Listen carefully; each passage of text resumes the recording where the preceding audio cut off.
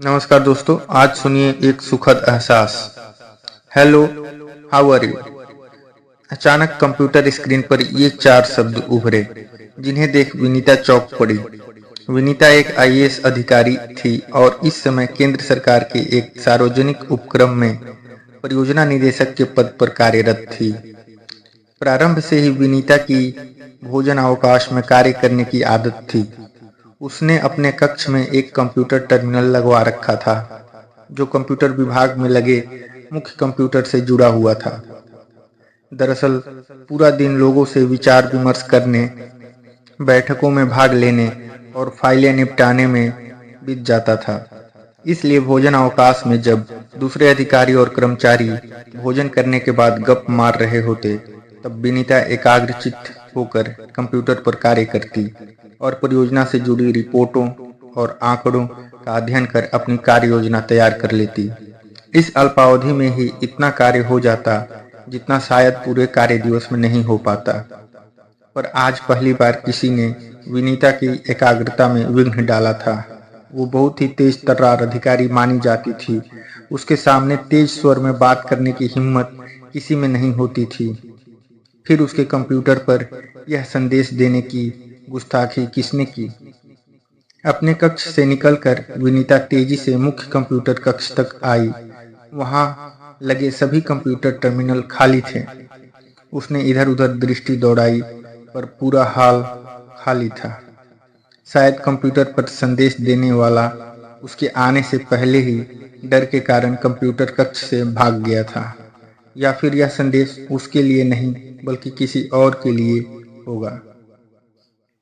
विनीता चुपचाप अपने कक्ष में आकर बैठ गई। थोड़ी ही देर में यह घटना उसके ध्यान से उतर गई और वह अपने कार्य में पूर्ववत व्यस्त हो गई। अगले दिन भोजन अवकाश में विनीता ने कंप्यूटर का स्विच खोल पहले कीबोर्ड पर अपना पासवर्ड डाला। फिर जैसे ही कीबोर्ड पर उसने अपनी फाइल का नाम लिखा, स्क्रीन पर फाइल खुलने के साथ साथ एक छोटा सा संदेश उभरा। विन्नी, कैसी हो तुम? भोजन अवकाश में काम करने की तुम्हारी आदत अभी तक नहीं गई। विनीता का चेहरा तमतमा उठा। कार्यालय में उसे आंख मिलाकर बात करने का भी साहस किसी में नहीं था। फिर उसे तुम और उसके घरेलू नाम विनी से संबोधित करने का दुस्साहस कौन कर रहा था? वह लगभग दौड़ती हुई कंप्यूटर कक्ष तक आई, लेकिन कंप्यूटर कक्ष कल की ही तरह आज फिर खाली था। शायद संदेश देने वाले को मालूम था कि विनीता अगर कंप्यूटर कक्ष में उसे रंगे हाथों पकड़ लेगी तो उसकी क्या दुर्गति करेगी। विनीता का मन खराब हो गया था। वह चुपचाप अपने कक्ष में आकर बैठ गई। उसके कक्ष और कंप्यूटर में लगे सभी द्विभाषी computer terminal VAX B program से जुड़े थे, जिन पर एक दूसरे को संदेश प्रेषित किए जा सकते थे। विनीता के अलावा केवल प्रबंध निदेशक वित्त आरडी कश्यप के कक्ष में एक और टर्मिनल लगा हुआ था। कश्यप साहब इसी सप्ताह स्थानांतरित होकर यहां आए थे, पर उनसे ऐसी हरकत की उम्मीद नहीं की जा सकती थी। निश्चय ही यह किसी अधीनस्थ कर्मचारी की शरारत थी। उस दिन विनीता का फिर किसी कार्य में मन नहीं लगा। अगले दिन भोजन अवकाश में कंप्यूटर का स्विच खोलते समय विनीता मन ही मन आशंकित थी। उसे डर था कि कहीं आज फिर कोई संदेश उसका इंतजार न कर रहा हो। धड़कते दिल से उसने कीबोर्ड पर अपना पासवर्ड लिखकर फाइल का नाम लिखा तो उसकी आशंका निर्मूल साबित हुई। स्क्रीन पर उसकी फाइल खुल गई थी। वह अपना काम करने लगी, परंतु थोड़ी ही देर बाद स्क्रीन पर संदेश उभरा। विन्नी, अगर तुम मेरा परिचय जानना चाहती हो तो आज मेरी तलाश में दौड़कर अपने कक्ष से बाहर मत जाना। मुझे संतोष हो गया तो थोड़ी देर में मैं कंप्यूटर पर ही अपना परिचय दे दूंगा। ठीक है बच्चों, इंतजार कर लेती हूँ। एक बार तुम्हारा परिचय मिल जाए फिर तुम्हें इस गुस्ताखी का सबक सिखाऊंगी। विनीता ने दांत पीसते हुए मन ही मन सोचा। कुछ देर इंतजार करने के पश्चात स्क्रीन पर पुनः संदेश उभरा। विन्नी, सोचता हूँ अपना परिचय देने के स्थान पर पहले तुमसे तुम्हारा ही परिचय करा दूं। नाम विनीता अग्रवाल उर्फ विन्नी, पर पुराने दोस्तों में विनर के नाम से मशहूर। उम्र 33 वर्ष। लिंग IAS, पर वर्षों पूर्व यह एक लड़की हुआ करती थी। शौक नया, पुरुष प्रधान समाज की अवहेलना करना। पुराना, स्त्री पुरुष एक ही जीवन के दो पहलू तथा सुखी गृहस्थ जीवन जैसे सामाजिक विषयों पर पत्रिकाओं में लेख लिखना। शिक्षा लखीमपुर खीरी के युवराज दत्त महाविद्यालय से स्नातक, फिर PCS व 2 वर्षों बाद IAS में चयन। इसके बाद स्क्रीन पर अक्षर उभरने बंद हो गए। विनीता सोच में पड़ गई कि आखिर यह कौन है जो उसके बारे में इतना कुछ जानता है। उसका बायोडाटा तो कार्यालय में उसकी फाइल से कोई भी देख सकता था, पर उसके पुराने नाम विनर और पत्रिकाओं में 12 वर्ष पहले लिखे गए लेखों के बारे में यहाँ लखीमपुर के सैकड़ों किलोमीटर दूर जानने वाला कौन था?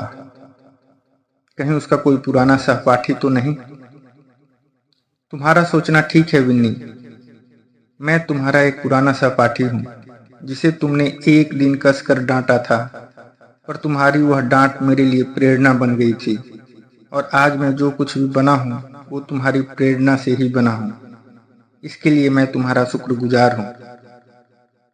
आज के लिए सिर्फ इतना काफी है, क्योंकि भोजन अवकाश समाप्त होने वाला है। वैसे अगर तुम IAS का अपना मुखौटा उतार कर देखोगी तो शायद तुम्हें मेरा परिचय याद आ जाएगा। इसके साथ ही स्क्रीन पर संदेश उभरने बंद हो गए। उस दिन विनीता का फिर किसी काम में मन नहीं लगा। घर आकर वह चुपचाप लेट गई। माँ ने पूछा तो उसने कहा, कुछ नहीं माँ, बस हल्की सी थकावट है। माँ ने करीब आकर प्यार से उसके सिर पर हाथ फेरते हुए कहा, क्यों इतना मेहनत करती रहती हो, थोड़ा आराम भी किया करो। विनीता के होठों पर फीकी मुस्कान आकर रह गई। कैसे बताती वह कि वर्षों से उसने अपने चारों तरफ जो एक अभेद्य कृत्रिम दीवार खड़ी कर रखी थी, किसी ने उस दीवार में छेद कर झांकने की गुस्ताखी कर दी थी। उसे इस सत्य से परिचित कराने की कोशिश की थी कि वह भी कभी एक लड़की हुआ करती थी। IAS के पद की जिस गरिमा को वह आज तक अपने मान सम्मान का प्रतीक मानती रही थी, उसे किसी ने आज मुखौटे की संज्ञा दी थी। कौन है वह? वह गुस्ताख चाहे कोई भी हो, पर उसने आज विनीता को कुछ सोचने के लिए मजबूर कर दिया था। ख्यालों में खोई परियोजना निदेशक के अंतर्मन से निकलकर विनीता नाम की लड़की अपने छात्र जीवन में कब पहुंच गई, उसे पता ही नहीं चला। अगर पता चल जाता तो क्या उसके अंदर का IAS उस लड़की को 12 वर्ष पुराना सफर तय करने की इजाजत देता? विनीता ने उस वर्ष लखीमपुर की युवराज दत्त महाविद्यालय में BSc प्रथम वर्ष की कक्षा में प्रवेश लिया था। इंटर तक की शिक्षा उसने राजकीय कन्या विद्यालय से प्राप्त की थी। घर वाले अपनी लाडली को विन्नी कहकर पुकारते थे, पर परीक्षाओं, खेलकूद व वाद विवाद प्रतियोगिताओं में हर जगह प्रथम आने के कारण वह अपनी सहेलियों के बीच विनर के नाम से मशहूर थी। विनीता के प्रथम आने का सिलसिला BSc में भी आकर ठहर सा गया था। कारण था धौरहरा तहसील के एक ग्रामीण स्कूल में पढ़कर आया छात्र राम दुलारे। अर्धवार्षिक परीक्षा में उन दोनों के बराबर अंक आए थे। पहली बार किसी ने विनीता को चुनौती दी थी, इसलिए वार्षिक परीक्षाओं में विनीता ने बहुत मेहनत की। भोजनावकाश में भी वह अकेले ही पढ़ा करती थी, परंतु इस बार फिर दोनों के बराबर अंक थे। संयोग की बात है कि दोनों ने वार्षिक खेल समारोह में छात्र छात्राओं की प्रतिस्पर्धाओं में अलग अलग प्रथम स्थान प्राप्त किया था। राम दुलारे न सिर्फ ग्रामीण परिवेश से आया था, बल्कि उसकी वेशभूषा भी वैसी ही थी। उसके बालों में हमेशा तेल चुपड़ा रहता और वस्त्रों के रंगों में कोई तारतम्य नहीं रहता था। किसी भी रंग की पैंट पर किसी भी रंग की कमीज पहन लेता था। दूसरी तरफ विनीता की हमेशा से फैशन के अनुरूप सजने संवरने की आदत थी। इसलिए जब उसकी सहेलियां राम दुलारे को उसका समकक्ष प्रतिस्पर्धी घोषित कर मजाक करती तो उसके तन मन में आग लग जाती। अगले वर्ष कानपुर में आयोजित अंतर विश्वविद्यालय वाद विवाद प्रतियोगिता में अपने कॉलेज का प्रतिनिधित्व करते हुए दोनों ने जब संयुक्त रूप से प्रथम स्थान प्राप्त किया था तो राम दुलारे भावुक हो उठा था। एकांत देखकर उसने कहा, विन्नी, पिछले 2 वर्षों से हम दोनों हर क्षेत्र में सफलता के पायदान पर संयुक्त रूप से खड़े हो रहे हैं। क्या हमारा यह साथ हमेशा हमेशा के लिए नहीं हो सकता है? यह सुनते ही विनीता भड़क उठी थी। तुमने शीशे में कभी अपनी शक्ल देखी है? कपड़े पहनने तक की तमीज नहीं है और चले हो मेरा हाथ थामने। विनीता की डांट सुन राम दुलारे बुझ सा गया। उसकी आंखें छलछला आई। उसने आहिस्ता से कहा, विनीता, तुम भी इंसान के सिर्फ बाह्य रूप को देखती हो। आंतरिक प्रतिभा और गुणों का तुम्हारी दृष्टि में कोई मूल्य नहीं है। उसकी बात सुन विनीता का मन पश्चाताप से भर उठा।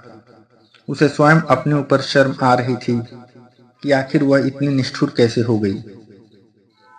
शायद इसके पीछे उस अपराजिता को हर क्षेत्र में राम दुलारे से मिल रही चुनौती की कड़वाहट और उसे किसी तरह पछाड़ने की अतृप्त अभिलाषा भी मुख्य कारण थी। विनीता ने अपने को संयमित करते हुए कहा, मुझे गलत मत समझो, मेरा यह आशय नहीं था, लेकिन तुम्हारे घर वालों ने तुम्हें अपनी शिक्षा पूरी करने के लिए शहर भेजा है। शिक्षा पूरी करके पहले तुम कुछ बन जाओ, फिर दुनियादारी के बारे में सोचना। राम दुलारे ने उसकी बात का कोई उत्तर नहीं दिया। शायद उसे वास्तविकता का एहसास हो गया था। बीएससी अंतिम वर्ष की परीक्षा देने के बाद विनीता पीसीएस की प्रतियोगिता में बैठी थी। इस बीच उसके पापा का स्थानांतरण झांसी हो गया था।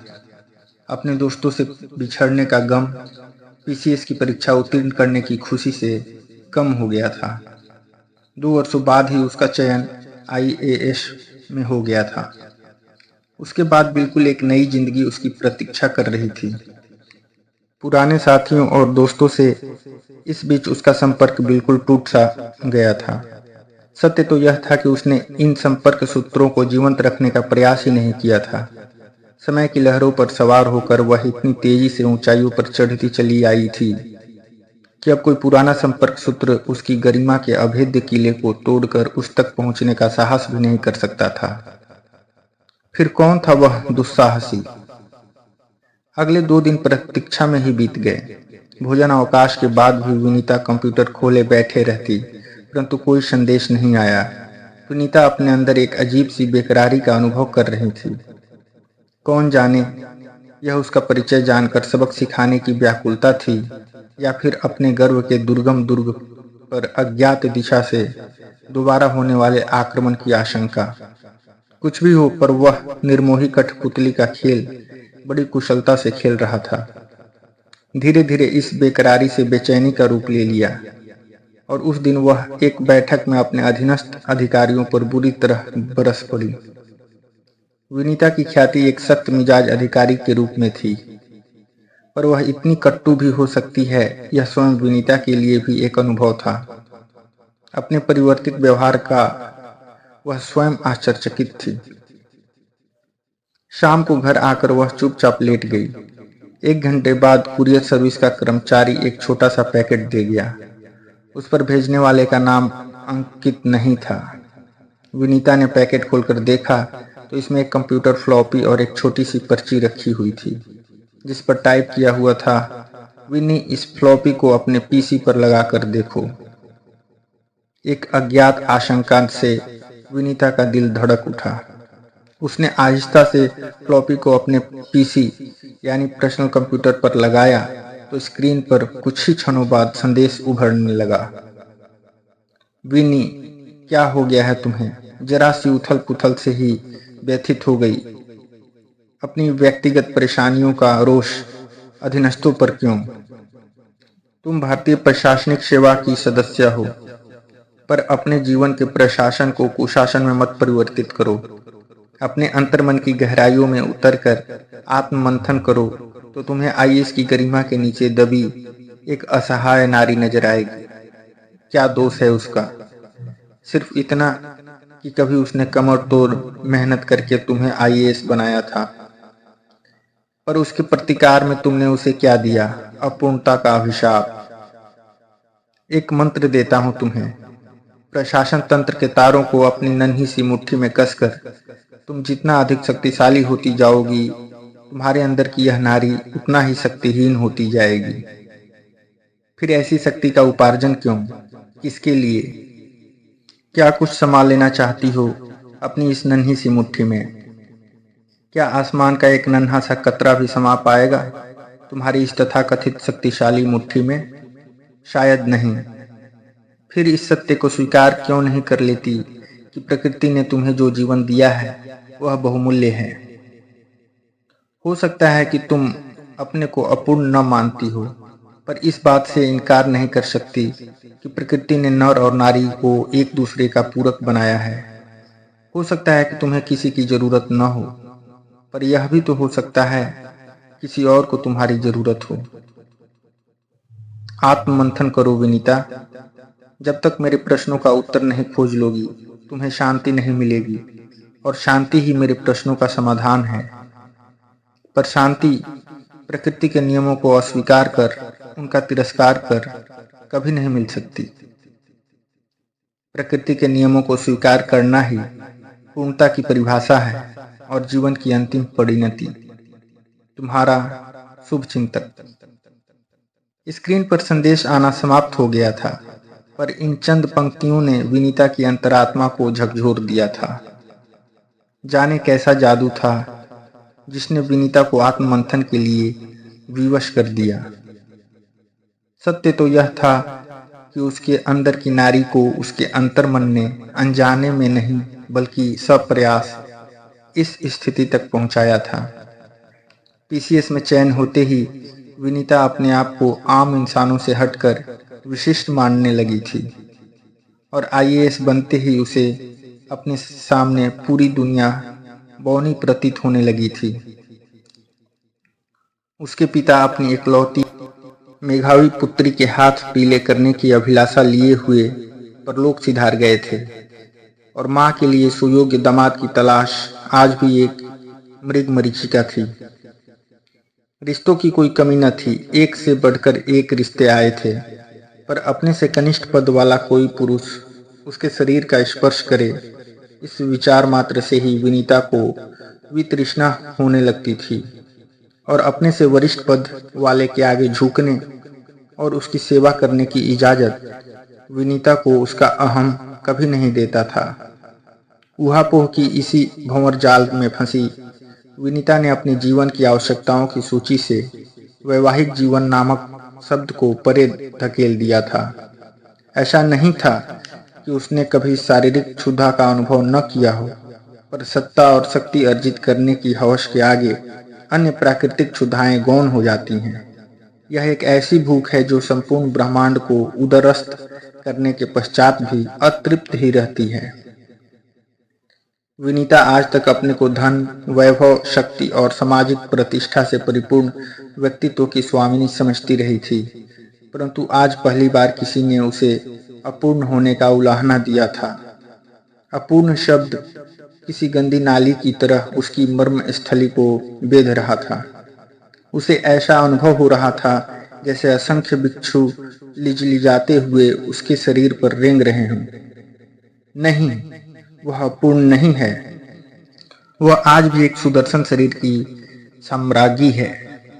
विनीता उठकर आदमकद आईने के सामने खड़ी हो गई। अपने प्रतिबिंब को निहार वह दर्प से मुस्कुरा उठी। उसकी झील सी गहरी आंखें, उमड़ते मेघों सी लहराती विपुल केश राशि, मोती सी दंत पंक्तियां, उन्नत ललाट और सुदर्शन ग्रीवा आज भी उसे कालिदास की नायिका के समकक्ष सिद्ध कर रहे थे।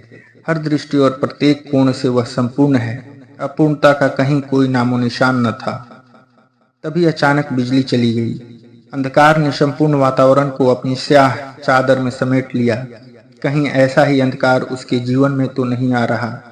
विनीता ने सोचा। एक पल के लिए उसके हृदय में कंपन हुआ, पर अगले ही क्षण उसके अंदर से किसी ने फन उठाकर कहा, अंधकार करीब आया तो क्या, अंधेरे को उजाले में परिवर्तित करने की शक्ति है मुझ में। तभी बिजली फिर आ गई, पूरा कमरा रोशनी से नहा उठा। विनीता अब अपने को हल्का अनुभव करने लगी थी। अपने अंदर स्फूर्ति लाने के लिए उसने अपने केशों पर हाथ फेरा तो चौंक पड़ी। काले मेघों के बीच छुपकर कौन उसे मुंह चिढ़ा रहा था। विनीता ने ध्यान से देखा तो चांदी के तार सा चमकता हुआ सफेद बाल स्वयं अपना परिचय देने का दुस्साहस कर रहा था। इस घुसपैठिए को वर्जित क्षेत्र में अनधिकृत प्रवेश करने के अपराध का तो दंड भोगना ही था। विनीता ने दायां हाथ बढ़ाकर उसे जड़ से उखाड़ लिया।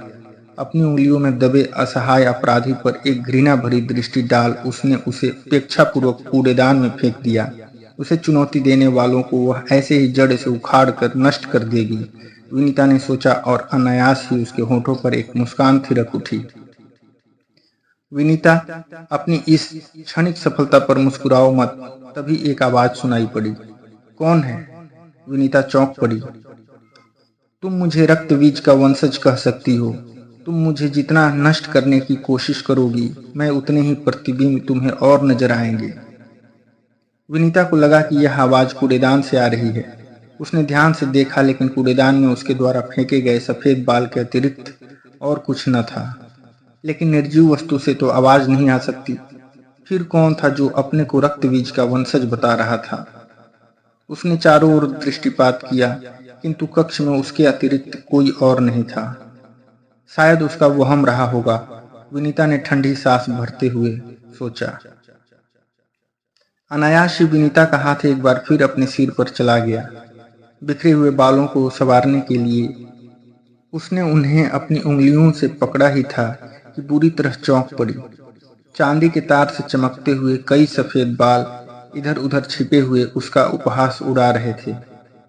जड़ हो गई विनीता। क्या रक्तबीज की तरह उनके इतने प्रतिरूप इसी क्षण तैयार हो गए, या उनका अस्तित्व पहले से ही था? या फिर उम्र ने उस अपराजिता को पराजित करने की ठान ली थी? काफी देर तक विनीता शून्य सी खड़ी रही। फिर यह क्या कर रही हो विनीता? आईने में दिखाई पड़ रहे विनीता के प्रतिबिंब ने उसे टोका। ये मेरे साथ नहीं रह सकते, मैं इन्हें नष्ट कर डालूंगी। विनीता ने क्रोध से अपने जबड़े भींचे। तो क्या तुम राजा ययाति की भांति चिर यौवना रहना चाहती हो? हाँ हाँ, मैं चिर यौवना रहना चाहती हूँ, विनीता चीख सी पड़ी। लेकिन ययाति को तो यौवन उसके पुत्र ने उपहार में दिया था, तुम्हें कौन देगा? तुम तो वंशहीन हो।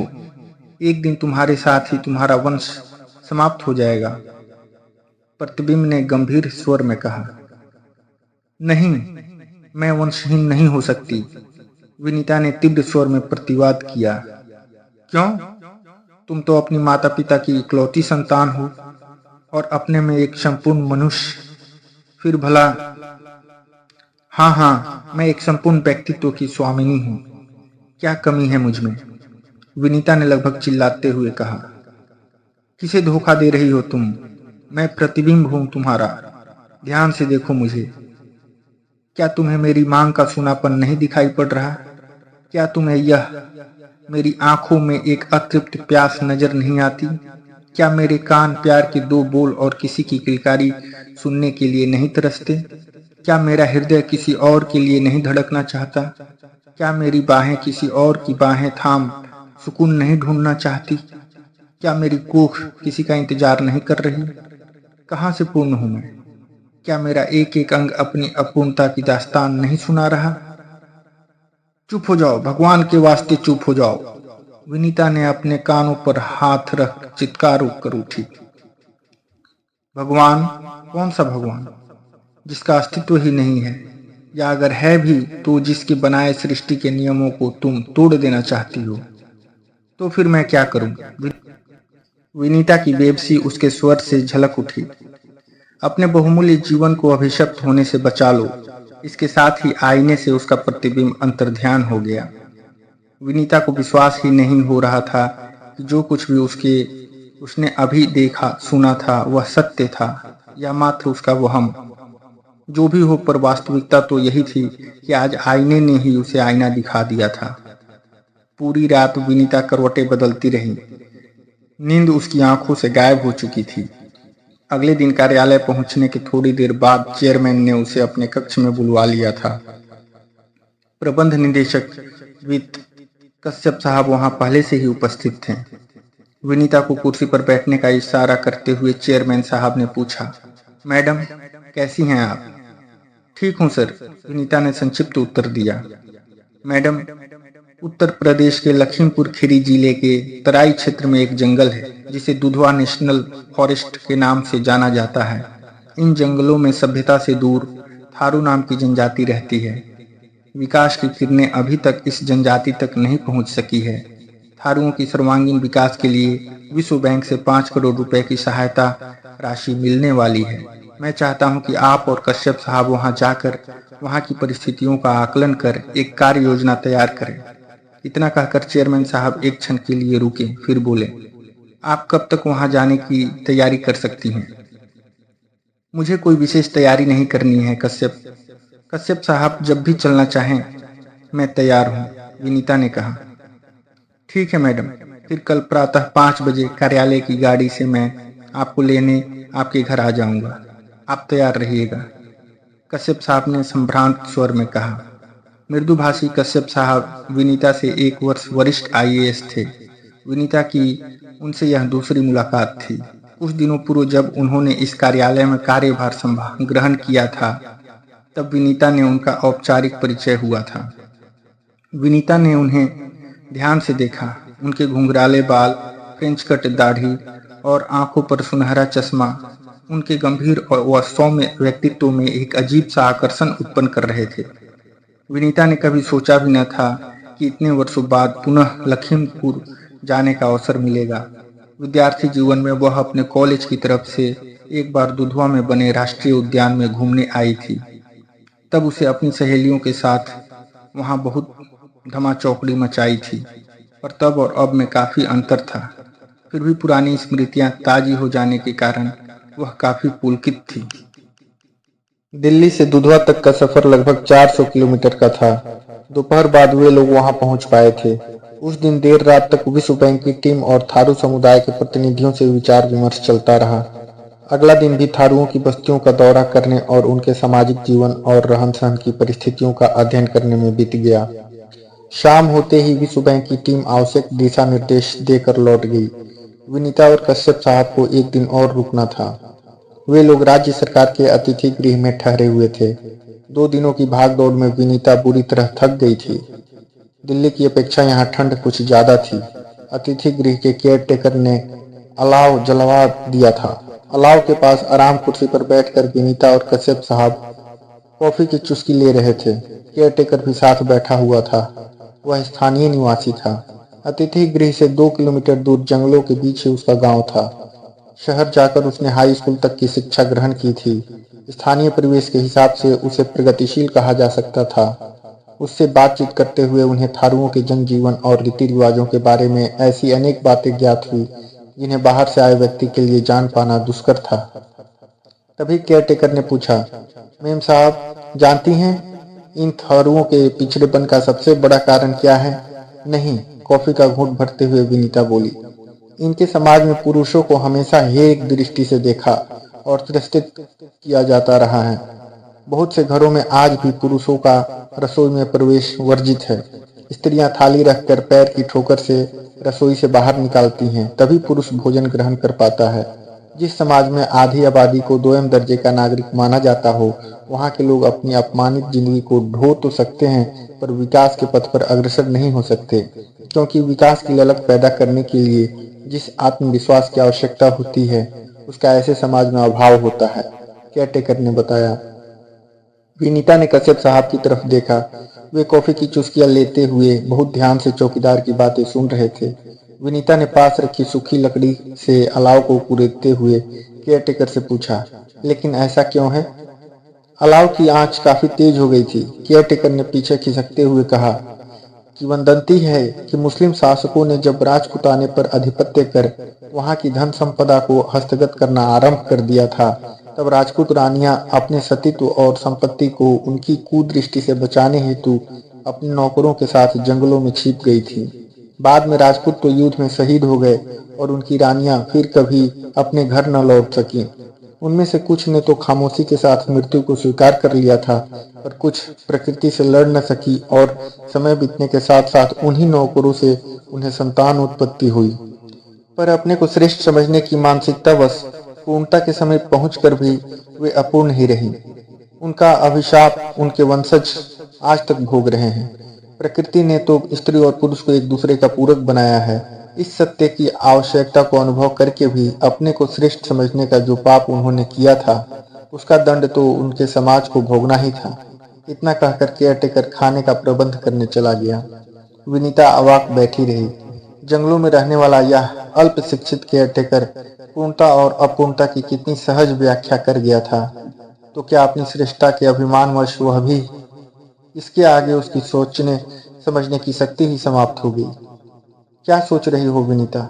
उसे चुप देखकर कश्यप साहब ने पूछा। मैं सोच रही थी कि विनीता चाहकर भी अपनी अभिव्यक्ति को शब्दों का रूप नहीं दे सकी। तुम ठीक सोच रही हो विनी।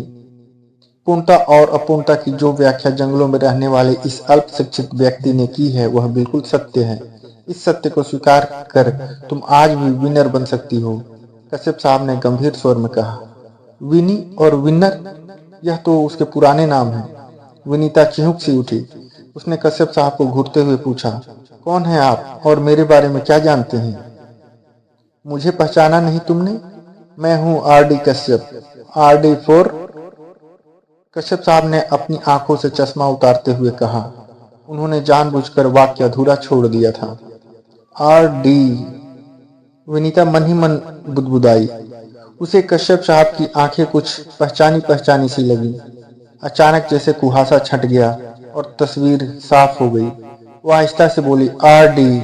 आप कहीं मेरे बीएससी के सहपाठी राम? तुम्हारा अंदाजा सही है, मैं तुम्हारा सहपाठी राम दुलारे कश्यप ही हूँ, कश्यप साहब ने अपने बालों में हाथ फेरते हुए कहा। उफ, मैं तो आपको पहचान ही नहीं पाई थी, विनीता ने सांस भरते हुए कहा। पहचानती भी कैसे? तुमने जिस राम दुलारे को देखा था, वह बालों में तेल चुपड़े रहता था। उसे तो कपड़े पहनने की तक की तमीज नहीं थी। उस बात के लिए मैं शर्मिंदा हूँ। इसकी आवश्यकता नहीं है, क्योंकि तुम्हारी वह डांट ही मेरे लिए प्रेरणा स्रोत बन गई थी और मैंने कुछ बनने की ठान ली थी। तुम्हारे पीसीएस में चयन होने के अगले वर्ष ही मेरा चयन आईएएस में हो गया था। उसके अगले वर्ष तुम भी आईएएस बन गई थी। तर संकोचवश मैं चाह कर भी कभी तुम्हारे पास दोबारा नहीं आ सका। किस्मत से जब मेरा स्थानांतरण तुम्हारे कार्यालय में ही हो गया, तो उस दिन तुम्हें देखते ही पुरानी यादें ताजा हो गईं। तो कंप्यूटर पर संदेश देने वाले आप ही थे? हाँ, तुम्हारी शांति भंग करने वाला अपराधी मैं ही हूँ। पर विश्वास करो, मुझे तुम्हारा इंतजार आज भी है। तुम्हारे बिना मैं आज भी अपूर्ण हूँ। अपूर्ण आप नहीं, बल्कि अपनी अज्ञानतावश अपूर्णता का अभिशाप आज तक मैं भोग रही हूँ, विनीता ने दर्द भरे स्वर में कहा। यह तुम कह रही हो? हाँ, इस सत्य को स्वीकार करने का साहस मुझमें आपने ही उत्पन्न किया है। मैं बहुत थक चुकी हूँ असत्य से लड़ते लड़ते। अपनी अपूर्णता को पूर्णता में परिवर्तित करने के लिए मुझे आपकी सहायता की आवश्यकता है। क्या आप मेरी सहायता करेंगे? विनीता ने अपना हाथ कश्यप साहब की तरफ बढ़ाते हुए कहा। कश्यप साहब ने एक पल विनीता के बढ़े हुए हाथ को निहारा, फिर आगे बढ़कर उसे थाम लिया। एक सुखद एहसास और तृप्ति की भावना विनीता के चेहरे पर चमक उठी। तो दोस्तों, ये थी आज की कहानी। इसी क्रम में लेकर आएंगे और भी रोचक एवं ज्ञानवर्धक कहानी यदि पसंद आए तो लाइक करें, शेयर करें और कहानी सुनिए चैनल को सब्सक्राइब करें। धन्यवाद।